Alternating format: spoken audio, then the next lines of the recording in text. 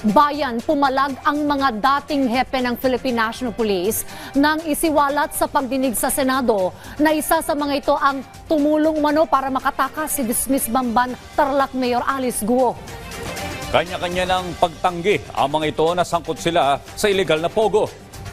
Ang PNP naman hindi palalagpasin ang pagsasampa ng kaso oras na mapatunayan ng paratang laban sa tinutukoy na hepe ng pambansang pulisya. Yan ang ulat ni Patrick De Jesus. Dumistansya ang mga dating hepe ng pambansang pulisya kaugnay ng alegasyon na isa sa kanila ang tumulong para makatakas si dating Bamban Tarlac Mayor Alice Guo. Isiniwalat ito sa pagdinig sa Senado kahapon ng isang opisyal ng PAGCOR na si Retired General Raul Villanueva at dating commander ng Intelligence Service ng AFP. Sabi ni Villanueva, usap-usapan ito sa intelligence community kung saan tumatanggap din anya ng payola ang isang dating PNP chief. Hinamo ni dating PNP chief, Retired Police General Rodolfo Asurin Jr. si Villanueva na pangalanan ang kanyang tinutukoy. Dagdag ni Asurin, maraming hinaharap na pagsubok ang PNP at hindi makatutulong dito ang mga irresponsableng pahayag kung wala namang matibay na basihan. Para rin sa isa pang dating PNP chief na si Retired Police General Benjamin Acorda Jr., dapat anyang linawin ni Villanueva ang kanyang pahayag at tukuyin ang taong isinasangkot para makasagot ito ng maayos. Nakataya raw dito ang integridad ng lahat ng dating chief PNP at hindi ito patas sa mga inosente. Si dating PNP chief, Retired General Oscar Albayalde, sinabing kailanman ay hindi niya nakatagpo si Alice Guo.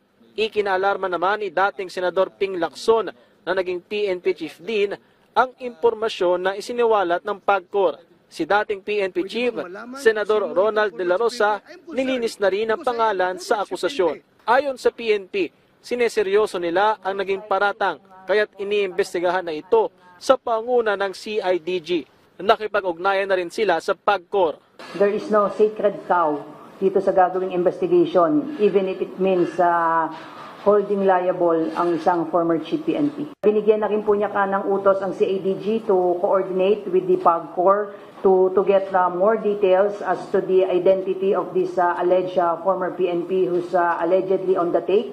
Hindi rin palalagpasin kung mapatunayan ang paratang laban sa tinutukoy pang dating PNP chief.